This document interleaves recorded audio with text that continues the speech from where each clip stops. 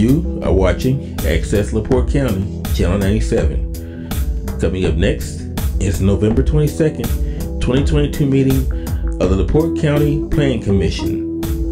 You can find more information for this meeting by visiting www.accesslaportecounty.org. We'll call the meeting to the Plan Commission November 22nd, LaPorte County to order. Please rise for the Pledge of Allegiance.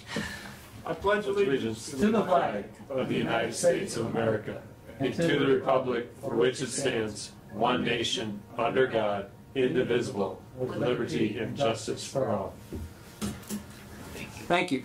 If you have any phones or pagers, please turn them to silent. Roll call, please. Here. Here. Present. She needs a mic on. Mike. John Carr? No. Rita Beatty? Here. Harold Parker? Present. Adam Karanka? Present. Earl Cunningham? Everybody. We have a quorum. Thank you. Is there approval of the agenda? Motion to approve is presented. Second. Motion and second. All in favor say aye. Aye. Opposed?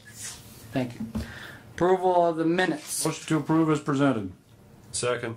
Motion to approve the minutes is September 27, 2022. All those in favor say aye. Aye. Aye. Aye. Opposed? Petition number 1. Petitioner Irish Rentals LLC, represented by Whiteman, would like to present the Plan Commission a primary plat for 18-lot subdivision known as Wagner Estates 2, Phase B. Located County Road 800 East, 800 North, County Road North 125 East, Vale Road, LaPorte, Galena Township, Zone A, 25.42 acres. Attachments is notice. Mr. President, their publication did not go in until November 17th. Therefore, it is not compliant with the 10-day rule. We cannot hear that case tonight. Motion to table petition number. So moved. Second. All those in favor say aye. Aye. Opposed? Motion passed. Thank you. Petition number 2, Michael P. Turner, represented by Ralph Howes of Howes & Howes LLP. Petition the Plan Commission to vacate a triangular piece of land located at southeast corner of Holton Road, intersection of Johnson Road, adjacent 749 Holton Road, LaPorte, Indiana, Center Township. Is notification adequate? Mr. President, can you hear me? Yes. All right, so I received the notification. It's appropriate. I believe Ralph's handing the notices to Mike right now. I'm glad he's over there.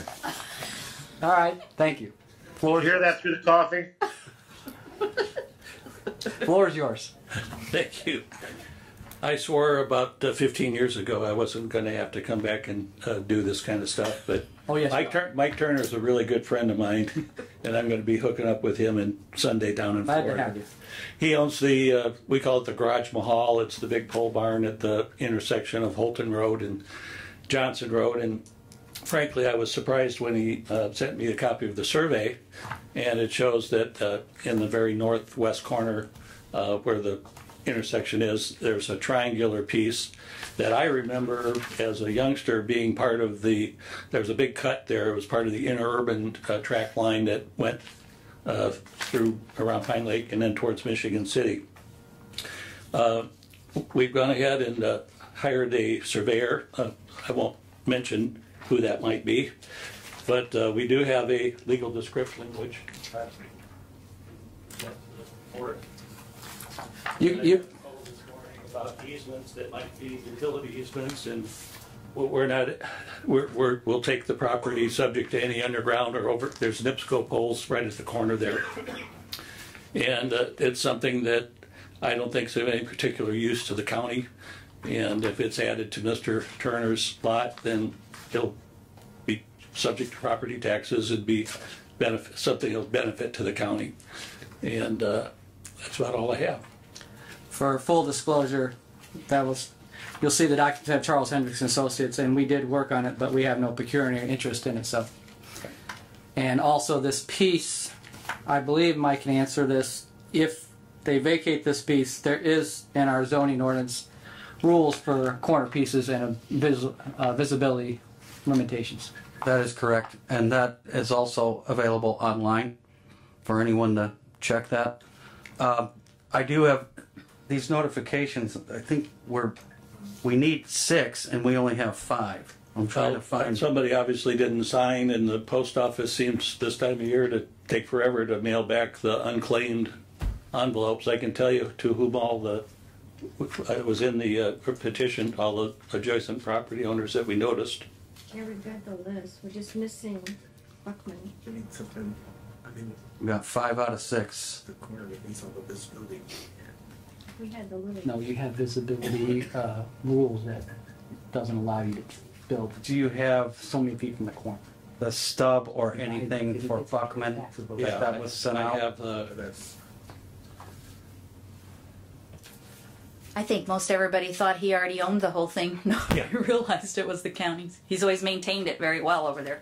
Yeah, Mr. President, Mr. Turner called me a couple of months ago about this, and advised him how to go about getting it vacated. And Rita's right, he's been taking care of it for a long time. It would have been part of a road that would have came from the other side, from the west side, that has already been vacated to Legacy Hills. So I see no reason why we shouldn't give this a favorable recommendation. Well, let's wait for. Notice is adequate. Notice is adequate. We have to open up the floor for any remonstrators for or against the petition. Or the Zoom meeting. I don't see anyone on there. Are there any remonstrators for or against petition number 2? See no remonstrators, we'll close the public comment. Yeah, you're right, Commissioner Mozinski. If this had not been railroad back when they platted it, they would have given them this corner. Yeah. Well, I'd make a motion for a favorable recommendation. There's a motion and a second. Any discussion? I know it's a visibility issue and all that. I mean, should we at least put something on there saying that it won't be developed or encroached on in any way? Our zoning ordinance does that. I think you can build that close to the road anyway. Those of the setbacks. We have a corner lot visibility section of our ordinance. Yeah, I believe it's 25 or 30 feet. it's not very big, so you wouldn't. Yeah, even if this is approved, they would still have to abide by the JZO. Everyone in the county's locked in by that. I'm trying to look here.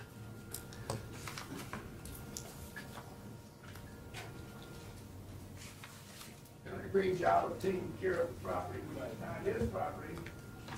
For corner visibility, I can't imagine he would do a poor job if he owned it. If you ever thought about putting that roundabout in there, you just gave it away. Sorry. Okay. They do everywhere else. The difference is that we're paying taxes on it now. Any other discussion? Harold? None? All right, all those in favor of a favorable recommendation to vacate the section of Old Railroad right-of-way at Johnson Road, Holton Road, say aye. Aye. Aye. Opposed? Aye. Thank you.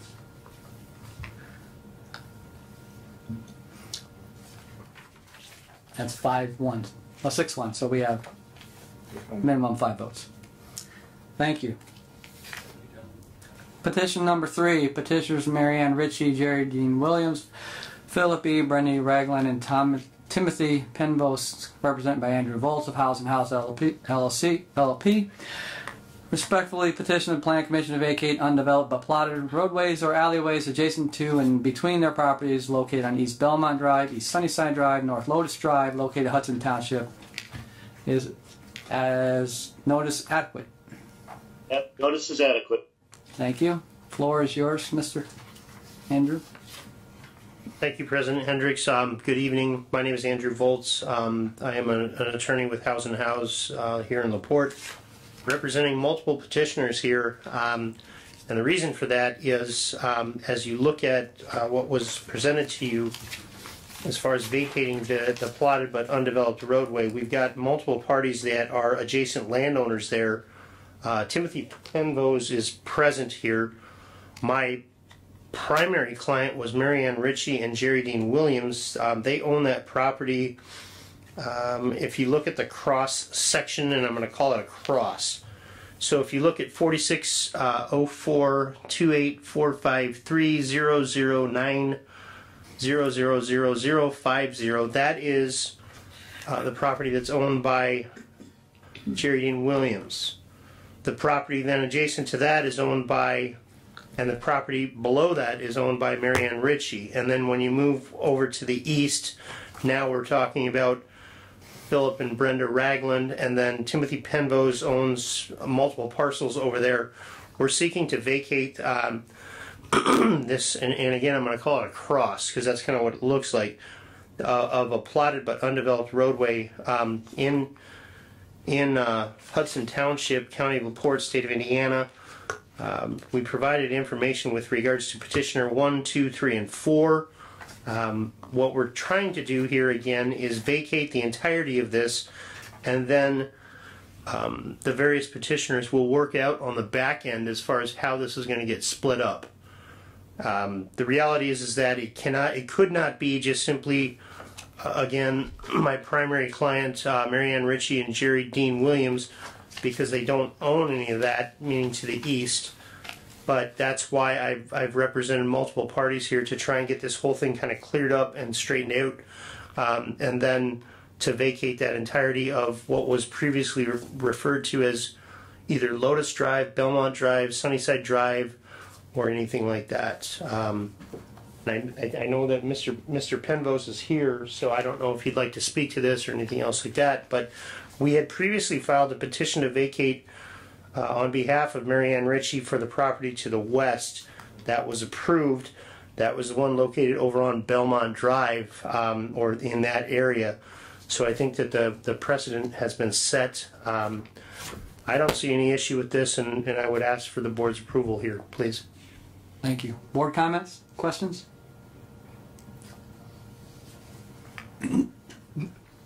Not subject to any easements?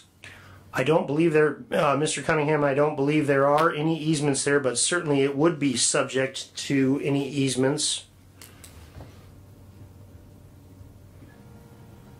None that you're currently aware of? Not that I'm aware of, no, sir. Thank you. The only thing that I was curious about, I guess it's Villa Boulevard. Does anybody, I know it's a wetland down there on the south end of all this, does anybody use that little area that you're getting ready to vacate to get to that little wetland to do anything other than these homeowners?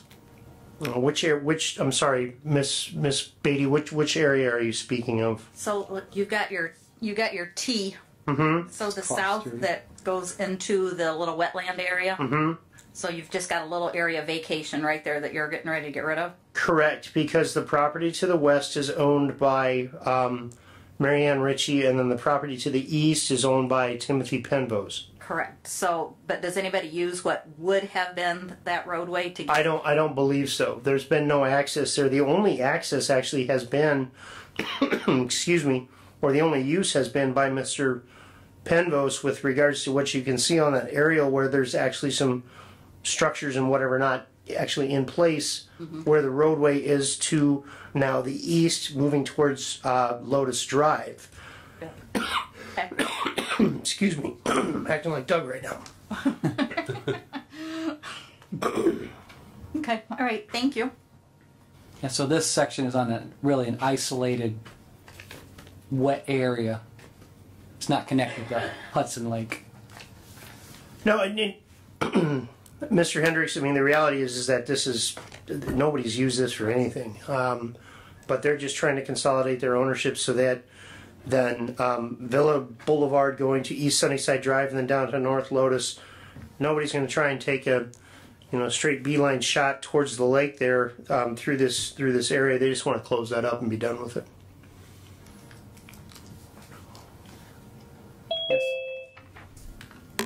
So in the future, if there would be a, sewage line put in, or not likely water, but sewage, I mean, how do we have full access to that yet, or? These owners, okay, when we vacate, each owner gets half. Now, after they get that, I presume Mr. Volz is going to work up documents so they get their corresponding. They might get the other half from each other owner. So they would never ask for sewer line to go across them anymore. It would always go down the road that's existing, the pavement. Just north of them that they actually drive on. Up here, that would be Sunnyside. And I guess, Mr. Minnick, to answer that question, I don't ever see that there would be a sewer line going down that direction because you've got, and again, this map is not large enough that you can actually see this, but when you go over to the west, to Belmont Drive, that would be access. Villa Boulevard would be access. Sunnyside Drive would be access. There's nothing there that would be, I mean, possibly Mr. Williams's property could be, but that's coming down Villa Boulevard if there's going to be a sewer line put in there. They would amalgamate these into It would, yeah, I mean, it's pieces just, of ground, buildable pieces of ground that are themselves no longer, they would no longer request or have access to sewer, water, gas, electric. correct. And then as Mr. Howes indicated previously, this would be a situation then where this vacant property, yes, it's not that much, but every dime counts these days, would be added to the county tax records as far as for each individual landowner. So they might extend Sunnyside over to Melrose as a sewer extension, or water extension. Because that's not been petitioned to be vacated. Correct. Yes. Yes. Absolutely. It's a through access retail. Any other questions from the board? We'll open the floor for remonstrators. Anyone? Any remonstrators for or against the petition? Any remonstrators for or against petition number 3? Seeing none and hearing none, we'll close the public comment. Any other discussion by the board?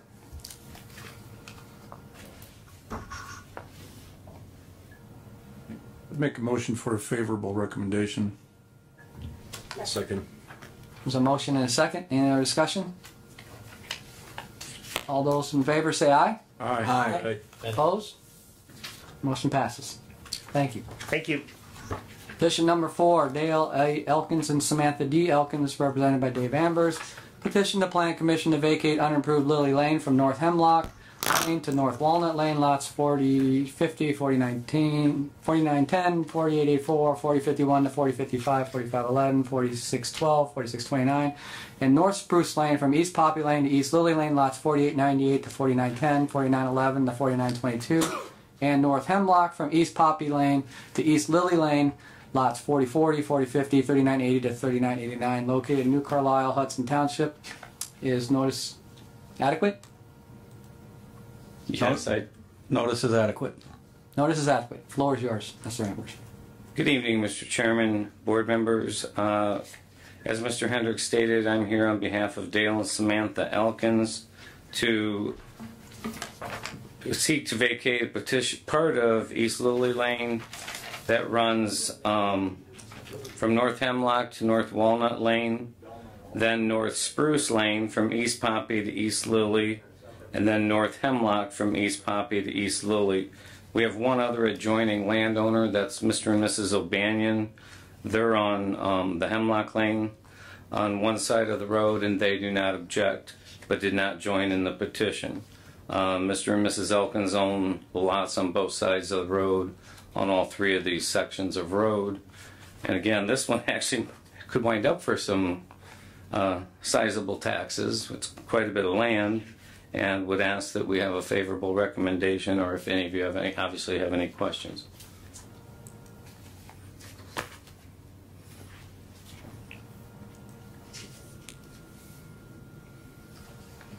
Any questions from the board? We're all looking at Beacon here. Still subject to right-of-ways on that? Lily Lane They goes own- across a they own water it. body. Huh? They own it all. So I doubt that one will be constructed. Yes. Yeah, let's say it's 450.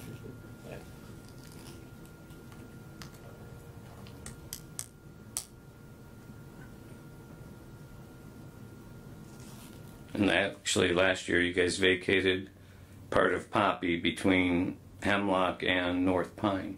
Mm-hmm.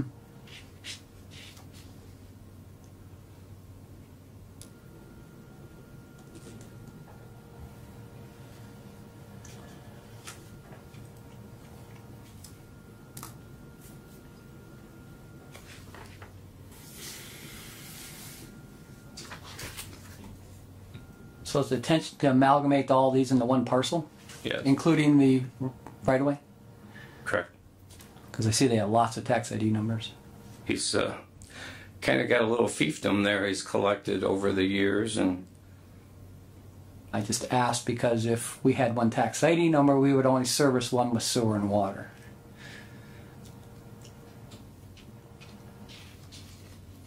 or he may choose to have the roadways taxed, you know, each section of roadway taxed separately.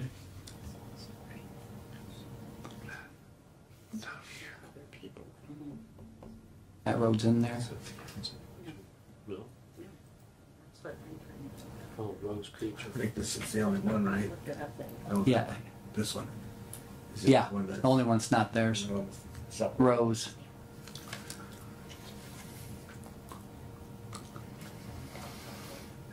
Mr. Chambers, you mentioned the O'Banians not being part of the petition, but we're seeing a lot here. A parcel, 460429211006. O'Banion's owned from East Lily up to vacated East Poppy, and they do not object, and they were noticed. Okay, the other folks here, we have Rose Kacher, Kaecher. On which side? It'd be the west side of Spruce. That one? Yeah, that one. I'm not seeing Spruce. The west side of Spruce. Spruce and Poppy. Yes. They weren't on my list. Which parcel? Southwest corner of Spruce and Poppy, parcel 4604. It'd be right. I mean, they've got road frontage. Yeah, they have road frontage. They have the right to have that easement. Correct? We were talking about that. Yep. Oh, Oh, yeah. Yeah, he's not vacating that. But I mean, they have the right to have that easement. Have a look, see. Yes, they would get half of this vacation. Oh, there it is.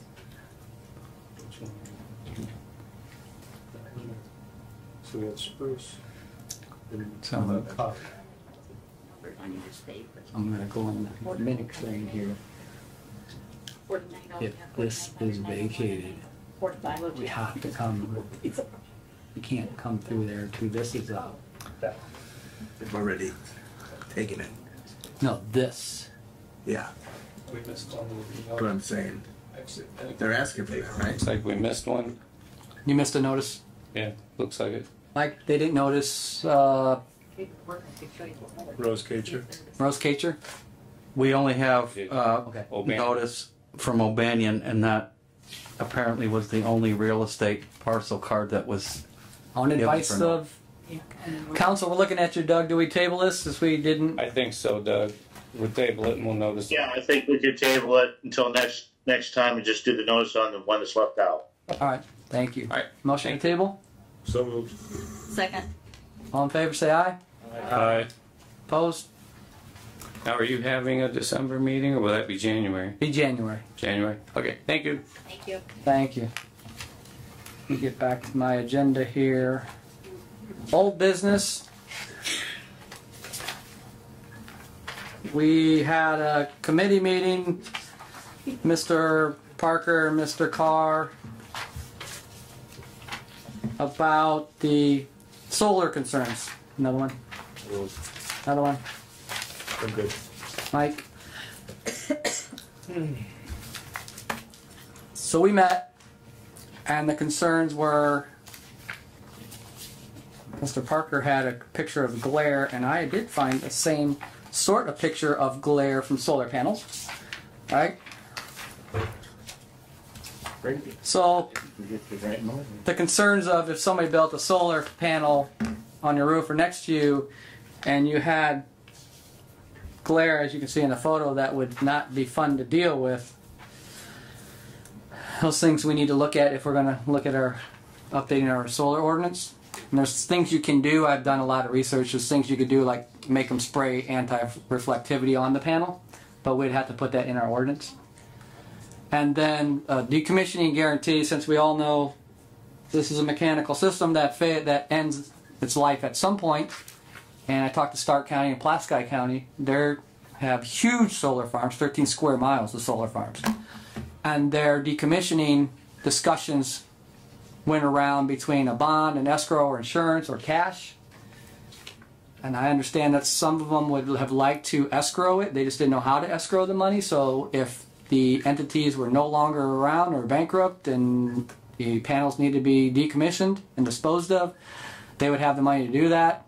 And their questions were, when do you pay the bond, the escrow, and insurance? Before the installation, after the installation, 15 years, 30 years? When do they build up those funds? And how does the county do that? And that's a question we'll leave for a future date.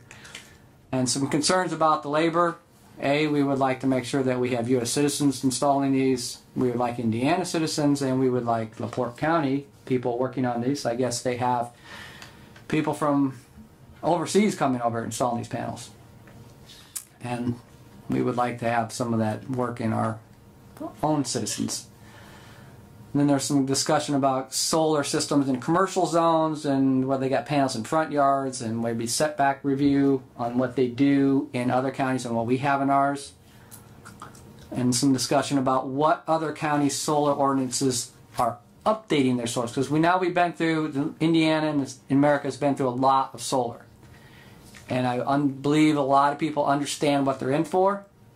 In location, in building, in bonding, and decommissioning, and who owns them, and what you get. And some of that is on the private side that these people are doing on their private land. Some of that is on our side, in the public governmental side, that what updates have people started to look into that protect themselves better. Because Stark and Plasky have been really on the forefront here about really understanding what happens when a solar farm comes into your communities. And the last thing we talked a little bit about, which I believe, I don't know where Mike went, but battery farms, since we have those, there's nothing in our ordinance at all. Again, location, setbacks, and impacts. And the number one thing, priority, which I'm hearing from the fire departments, volunteer or not, is the fire suppression. Since we can't physically get close to these to put them out, and it takes thousands and thousands of gallons of water to put them out, our people are looking at automatic fire suppression requirements. So if you have a runaway cell, it automatically douses itself in some secondary containment and shuts it off, and all we have to do is show up and make sure it's not catching back on fire. That's an extra cost, but I don't know if we have the ability in our volunteer fire departments alone to take care of any out of control battery run on a battery farm fire. We don't have the capability to bring that many thousands of gallons of water to it, let alone keep putting it out. That's what we did for our commission, and I'll leave it open to the floor for any discussion. I agree. It's definitely better to have the fire suppression within self-contained units so they can't spread to the other units. If they're self-contained and they're airtight, they can not have oxygen to burn. 24/7 redundant monitoring. Automatic. They put themselves out, somebody comes, cleans it up. But that's something, looking at Doug here, that's something we'll have to work on a draft on how we look at some of these things, and I think we need to start from other communities in both of these functions to see how they're updating their ordinances. Well, on the solar side of it, those are points, some of them we have taken care of, some of them I think we need to re-examine. On the battery farm, I don't know if Plan Commission is familiar with the strict conditions the BZA put on the developer. Your concern on the fire suppression system is been addressed. I don't know that we have anybody in LaPorte County that's qualified to draft a local ordinance on a battery farm. Now, I know Jim Pressel told me the state legislature is going to pick this issue up. Now, we all know that doesn't normally happen that quickly. But for now, since this is so new, and I looked, I'm not finding anything within hundreds of miles that anybody has a battery ordinance yet. I think for now, we should go as we have. If you want to see the conditions that the BCA set for the last two that were approved, the county is very well covered for now. Nothing's going to get put up unless it gets by the BZA. And in fact, the BZA, the developers are paying an engineering firm to review the plans and inspect every year on the facilities that are going in. I don't know that we can do that in an ordinance right now. So I think we're safer proceeding without one for the time being. All right, thank you. I would just like to add, there's money in that particular approval for the county to spend on a consultant of their choosing, a third-party independent consultant to review a professional in the field. And, you know, like Doug, I also looked and searched near and far for ordinances. And while we didn't find, you know, anything, you know, ordinance-wise, I did find SOPs. We found several standard operating procedures from several private and public entities, and we made those available. So that I think that was helpful to learn as we go. And I would agree that the BZA took a good hard look at it with the restrictions that they put on their approval. Having been part of both of those discussions, those proposals, looking hard at the NFPA spec that is defined for these battery or energy storage systems, and other recommendations from a incident in Arizona. If we want to put something into the ordinance, what I would basically do is cascade it down to the NFPA spec, or at least reference certain sections. That way, as those specifications get updated, the BZA or the JZO is immediately updated because it just cascades down to that document. That's a good idea. I mean, at least if it adds a level of comfort to this board, then that might be the route to go. Yeah. Doug, I'm looking at it as an engineer and talking on, you know, in legal terms. Is that something that leaves us with potential pitfalls for the county? I think that eventually, I agree with what you have to say, but I think eventually, yes. The problem is that we don't, in a county government, in my opinion, we have no one with the knowledge base to say this is good or bad. And so, and from what I understand, there's a disparity in types of battery storage facilities because in some ways they're still getting developed. I'm not competent to understand what the code sections are because this is an engineering journal. So the question is, do we put an engineer on retainer to monitor this, or do we take it on a case-by-case basis? Because if the Planning Commission wants me to track these changes in this code, I don't have an engineering background. So I'm not sure I can understand the ramifications of it. I could draft the legal ordinances, but we're talking about specifications and engineering regulations, which are beyond my ability or, in my opinion, anybody in the building department's abilities. So that's why I say I think it's premature to try to draft an ordinance because there's so many variables out there right now. And ultimately, I don't think it's going to be up to county enforcement at the end of the day anyway. I think it's going to be an issue for Indianapolis and the power grids. Yeah, I think we need to. I think we'll wait till the state weighs in, but when they do, we need to respond quickly. And I'm only concerned because, which is a good thing, we have a potential battery facility, manufacturing facility going on to the county next door to us. But we just need to have ourselves ready, if need be, to act quickly. Well, nothing's going up unless it goes in front of the BZA. We're treating this as even if it's, well, it's not a zoning category. So any application goes in front of the BZA. And the BZA can set conditions on any facility that goes in. I'm extremely comfortable with the 10 conditions that we put out. We even have fire department training for not only for the volunteer fire, but I don't have them in front of me, but I can send them to any if any of the commission members want to see it. But nothing's going up unless it goes in front of the BZA, and the BZA has been very thorough in the 2 applications they've granted in protecting the county. I think that's where we should stay for now until we see what the state does, because we're covered until the state does something, because nothing's going up unless the BZA sees it. Yes, I would add that in the absence of a local ordinance, we're still going to, require them to follow the NFPA. So that standard's going to be in place regardless. And also, regardless of BZA approval, that's just step one. Before any other shovels get in the ground, they still got to go through me. So we're going to make sure that the NFPA is followed. We're going to make sure that any permits that are issued are in compliance with not just the NFPA, but anything that's happened since then, whether it be state legislation or otherwise. And we have that, I think it's 30,000 on the table that we could bring in third party. So go ahead, Doug. All right, that's for the initial. But we've also reserved money that they're going to pay to the county to hire an engineer each year to ensure compliance and any changes in the NFPA. Okay, so it's not only initial, but they're paying for the follow-up.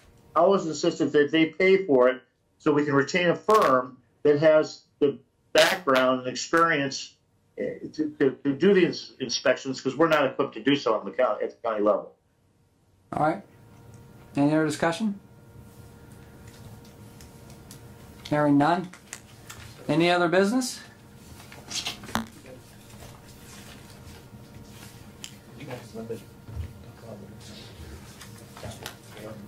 Hearing none? We didn't talk about limits on acreage or anything. No. No. I don't know how to do that.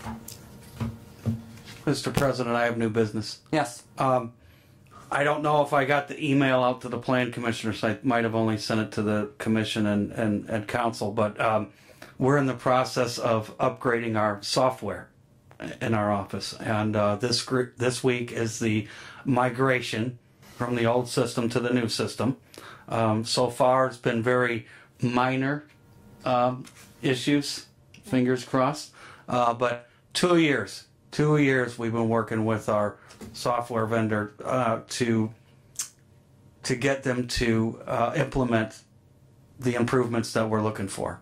Some examples would be ease of use for the public online, where they can be able to start and finish completely online more types of permits instead of just the simple ones. But more than that, internally, staff, office, and inspector side, there was a lot of room for improvement to be able to sift through what inspections are done, what inspections still need to be done, other facets of the permit. We're also looking for the capability of adding custom fields. And we are, for years, the department has been utilizing 2 software programs. So you have to go back and forth.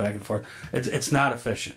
It's been one of the priorities that I set to see that through. I think I called it moving from the Flintstones to the Jetsons when I was at council. But we're moving forward with that this week. And my hope is when we finish that migration and work out whatever bugs we find, that we can start to eliminate the second program that we're using and really have a flagship to operate from. Thanks, Mike. This has been going on since Ray Hamilton. Yeah, I thought you were getting another new one. This is still the same. Same one. Wow. On a side note, I talked to some citizens this week, and they were very happy with LaPorte County in the way they get their permits and their inspections, and they said it's not like any other county, and you get things done, and they're very happy with your office. So thanks for all you do. Any other new business? Hearing none, motion to adjourn? Motion to adjourn. Motion to adjourn, all in favor say aye. Aye.